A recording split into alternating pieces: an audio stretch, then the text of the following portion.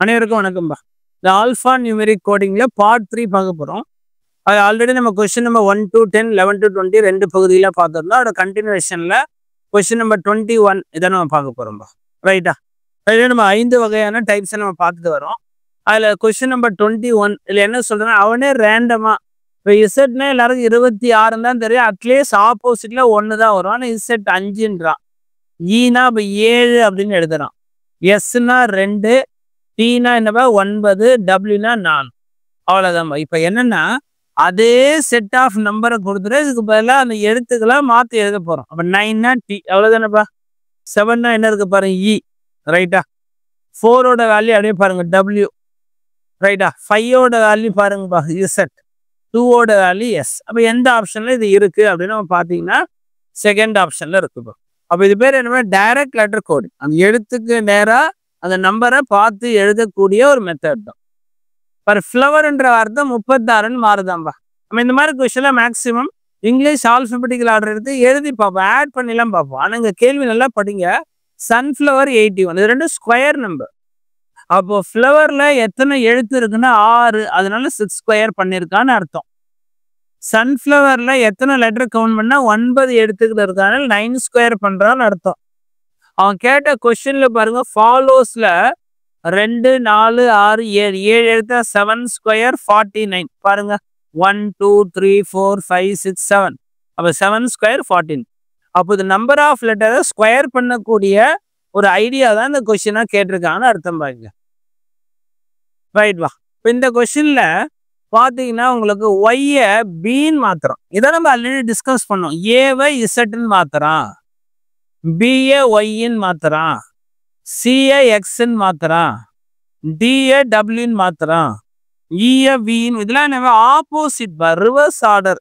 அதே பொசிஷன் நம்ம அட்டவணை பார்த்தோம்ல, அந்த அட்டவணையில பார்த்தீங்கன்னா உங்களுக்கு தெரிஞ்சிடும். நம்ம ஆல்ரெடி பார்த்துருப்போம். எஃப்ஐ யூன்னு சொல்றான், ஜிஏ வந்து டீன்னு சொல்றான். இது எல்லாமே ஆப்போசிட் லெட்டரோட பிளேஸ், அதுதான் சொல்றான். அப்போ இந்த கொஸ்டின்ல அவன் சொன்னது பாரு, ஒய்ஏ பின்னு மாத்திருக்கான், இஏ வி. பாருங்க, அதே தான் நம்ம எழுதின அதே கான்செப்ட் தான். ஏவை இசட்டு, ஆர் வந்து ஐ, ஓகே, எல் வந்து ஓ, ஒய் வந்து பி.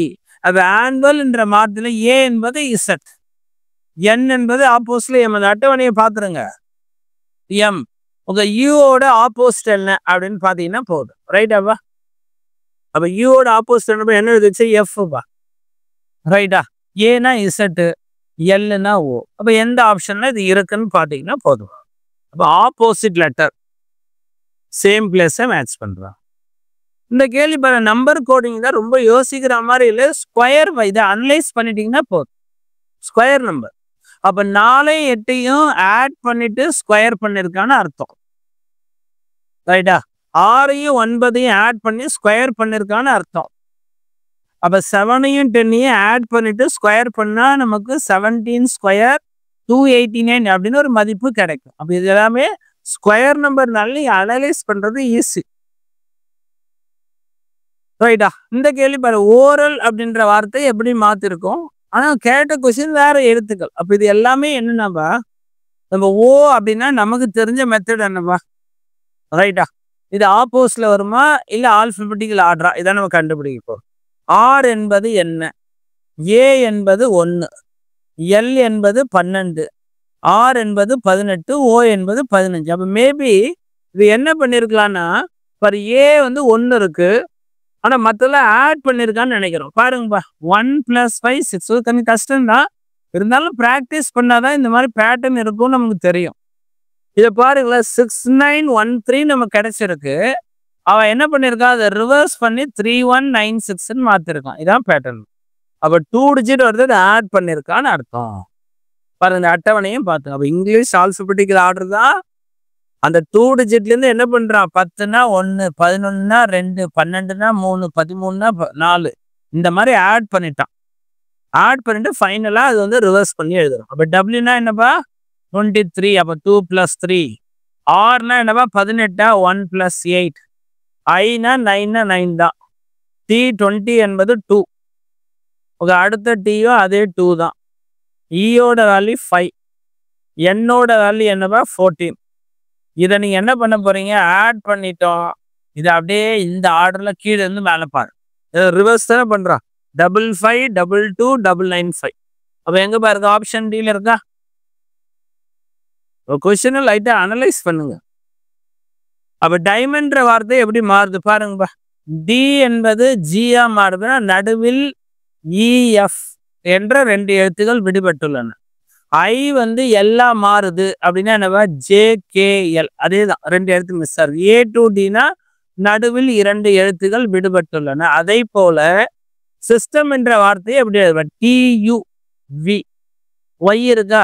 இசட் ஏ அப்படின்னா பி. எஸ் இருக்கா? T U V. அப்ப இது என்னவா இருக்கும்? யூவிடபிள்யூ. இ இருக்காப்பா? எஃப்ஜிஹெச். எம் இருக்கா? என்ஓபி. அப்ப எந்த ஆப்ஷன்ல இது இருக்கு அப்படின்னு பாத்தீங்கன்னா போதும். அப்ப ஆப்ஷன் ஏல இருக்காப்பா? நடுவில் 2 எழுத்துக்கள் விடுபட்டுள்ளன அப்படின்னு பார்ப்போம். அடுத்ததுப்பா இதுல நம்பர்ஸுக்கு ஒரு வார்த்தை கொடுத்துட்டான்பா. டெர்மினேஷன் அப்படின்னா 1 2 3 4 5 6 ரேண்டமா அதுக்கு நம்பரா வந்து ஓகேங்களா எழுதியிருக்கான். எப்படி எழுதியிருக்கான்பா? இருக்கு 1 2 3 4 5 6 7 ஓகே 7 ஓகே. இந்த இடம் என்ன ஆயிடும்? அகைன் ஏவோட வேல்யூ நமக்கு என்ன எழுதியிருக்கான் அப்படின்னு பாரு. ரைட்டா? ரைட்பா. டியோட வேல்யூ 1, இயோட வேல்யூ 2, ஆரோட வேல்யூ 3. ரைட்டா?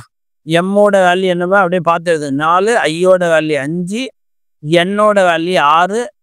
ரைட்டா? ஏவோட வேல்யூ என்னவா இருக்கு? இல்லை 7 கரெக்டாக தான் வருது. டியோட வேல்யூ அகைன் 1 பாரு ரிப்பீட் ஆகுதா? டி 1 கரெக்டாக இருக்கா? ஐயோட வேல்யூ என்ன அப்படின்னு பாருங்க 5 8 6.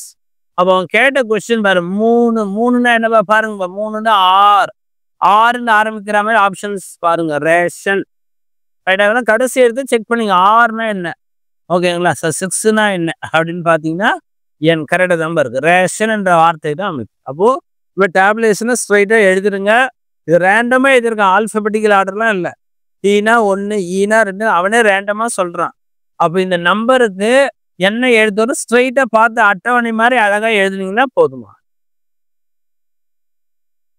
ரைட்வா. இந்த கேள்வியை படிக்கும்போது P11 E 22 அப்படியே அட்டவணை பாரு. ஈனா 5 தானே சார், எப்படி 22னா ரிவர்ஸ் ஆர்டர். அது என்னதுப்பா? ரிவர்ஸ் ஆர்டரோட கான்செப்ட். அப்போ P என்பது 16, E என்பது 22, N என்பது ரிவர்ஸ் ஆர்டர்ல 13, C 24, I 18 அப்படியே ரிவர்ஸ் ஆர்டர் அட்டவணையை ரெஃபர் பண்ணீங்கன்னா போதும். ரைட்? அதை ரெஃபர் பண்ணிடுங்க. ரைட்டா? எக்ஸாம்ல கொடுக்க மாட்டேன், நம்ம தான் அதை அனலைஸ் பண்றோம். அப்ப எல் என்பது என்ன அப்படின்னு பாத்தீங்கன்னா 15. அவ்வளவுதான். அப்ப எந்த ஆப்ஷன்ல இருக்குன்னு பாத்தீங்கன்னா போதும். ரைட்டா? அப்ப பி என்பது 16 22 13 24 18 15. ரைட்டா? எல்லா ஆப்ஷனும் ஒரே மாதிரி கொடுத்த மாதிரி இருக்கு. ஒரே விஷயத்தை மாத்தணும். எல் என்பது 16 என்பது ஆல்பபெட்டிக்கல் ஆர்டர் தான்.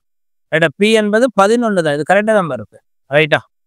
அப்போ ஆன்சர் செக் பண்ணுங்க. 11 22 13 24 18 15. ஆக்சுவலி 2 ஆப்ஷன் சேமா இருக்கு. ரைட்டா? ரெண்டுமே கரெக்டாக இருக்கக்கூடாது. ஒரு ஆப்ஷன் தான் கரெக்டாக இருக்கும். ஒரு ஆப்ஷன் நம்ம சேஞ்ச் பண்ணணும். அடுத்தது கொஸ்டின் நம்பர் 30 வாங்கப்பா. ட்ராமா எப்படி 37 அதிகபட்சம் என்ன கான்செப்ட்பா? இந்த ஆல்பபெட்டிக்கல் ஆர்டரை எழுதி ஆட் பண்ணக்கூடிய கான்செப்டாக தான் இருக்க வாய்ப்பு இருக்கு. வாய்ப்பு தான், பார்த்தோன்னா உங்களுக்கு தெரியாதுல்ல, செக் பண்ணி பார்க்கலாம். சரி, ஆல்பபெட்டிக்கல் ஆர்டர்ல எழுதிட்டேன். ஆட் பண்ணுவோம்பா. 14 15 33 37 கரெக்டாக வருதுப்பா. அதுதான் இன்னொரு எக்ஸாம்னு சொல்றேன். அதே பேட்டர்னான்னு வெரிஃபை பண்ணதா இன்னொரு எக்ஸாம். அந்த ஆல்பபெட்டிக்கல் ஆர்டரை பார்த்து எழுதுருங்க. அட்டவணை பார்த்தீங்கன்னா போதும், அழகாக சால்வ் பண்ணலாம். 52. அப்போ ஆக்டர் என்ற வார்த்தை எவ்வாறு டீகோட் செய்யப்படுகிறதுன்னு நம்ம பார்க்குறோம். C3 T20 O15 R என்பது 18பா. இதை கூட்டினா 33 53 57 அப்படின்னு ஒரு மதிப்பு. ரைட்டா? நன்றி, வணக்கம்.